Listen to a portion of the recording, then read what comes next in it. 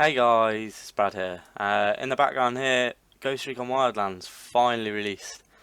I played the beta for this, which ended about a week ago. I've actually been looking forward to the release of this game, like since it was first announced, since I saw the first videos on it. It looked amazing. Quick story: what Recon Wildlands is. It's sort of a open world war against drug cartels in Bolivia. You're part of a tier 1 like special forces team inserted, and you basically get free roam. You get to pick your own ops and stuff, and with an end objective of defeating the Bolivian cartel. Um, so I'm just going to do a quick review, first impressions of the game. Obviously, it's only just come out today. I've played it a bit, but I played the beta till the very end of the beta. So we're just going to go through good points to bad points about the game. So first of all, let's talk price. So I think the basic game you can pick it up for around £30, and then what I've got here is the gold edition, which comes with the season pass, so you get the DLCs and stuff. If you pre-order it, bunch of pre-order content, all of that good shit. If you shop around online, don't buy this off Steam, don't buy it off UPLAY. Shop around online on key shops. You can get this game a hell of a lot cheaper than what it is on Steam. I think it's £80 on Steam. I got it here. This is the gold edition. I got £55.99. You know, I don't know how these key seller places do this, but I'm playing it on UPlay. This isn't on Steam. You know, if you want it on Steam to get the Steam overlay and whatever, that personally didn't really bother me. But yeah, price wise, I don't know. I think it's a bit expensive if you buy it off Steam. I think it's overpriced. But if you buy it offline, obviously it's a hell of a lot better. So let's start with good points about the game. In the background here, as you see in the footage, this is the customization options. The customization for weapons is incredible on this game. You can do so much from, you know, underbarrel attachments like grenade launchers, grips. You can customize barrels, different triggers on certain weapons. You know, weapon customization is pretty much endless. It's brilliant. You can also customize all of your gear and stuff, and then you can customize your appearance. There's different outfits, different camouflages, tons of different camouflages you can equip.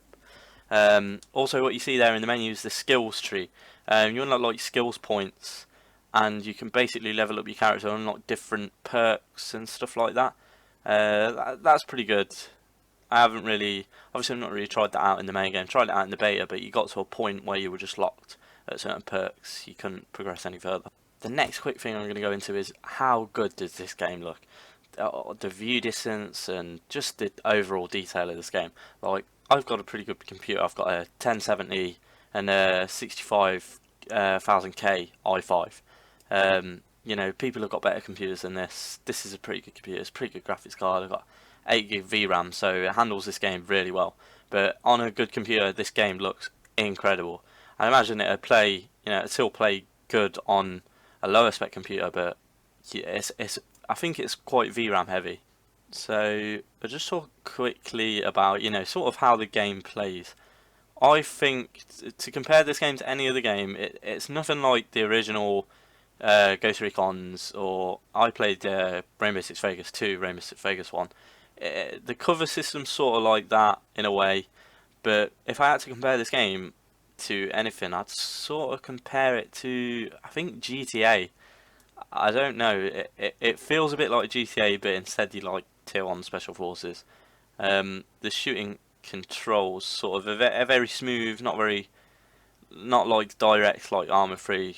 I suppose you can set it up however you want it. I'll show you a bit of footage, basically what combat and stuff is like a bit later on.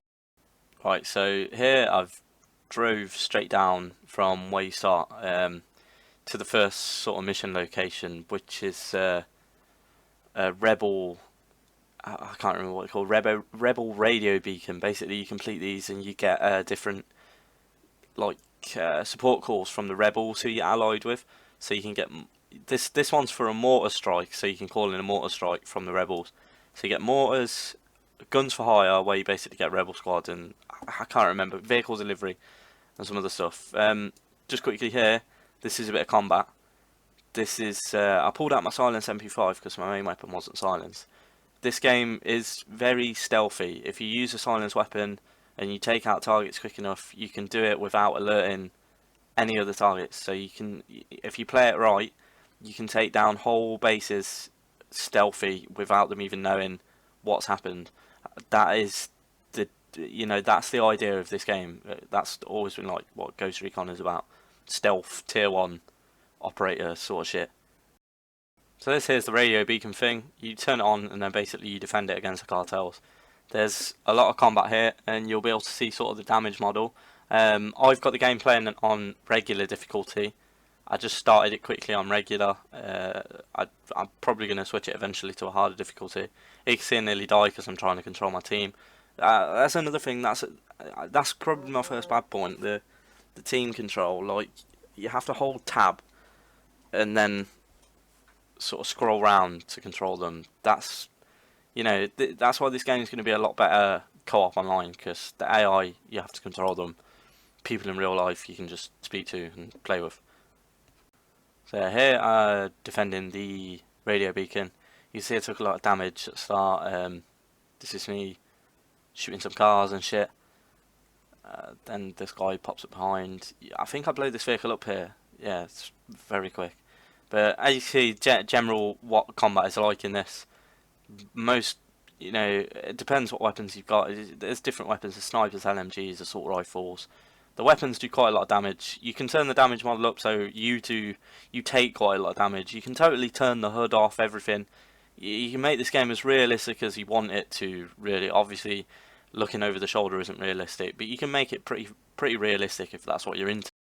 So let's start with some bad points. Not every game's perfect, there has to be some bad points, but on this, the driving. The driving is fucking terrible. As you can see here, I mark out a location on the map, and pretty much just drive straight down the hill. It's just so unrealistic. How the fuck could you do that in real life? You just couldn't. That's the driving. It's fucking weird. And the worst thing of all for me about this game is the fucking flying. Jesus Christ.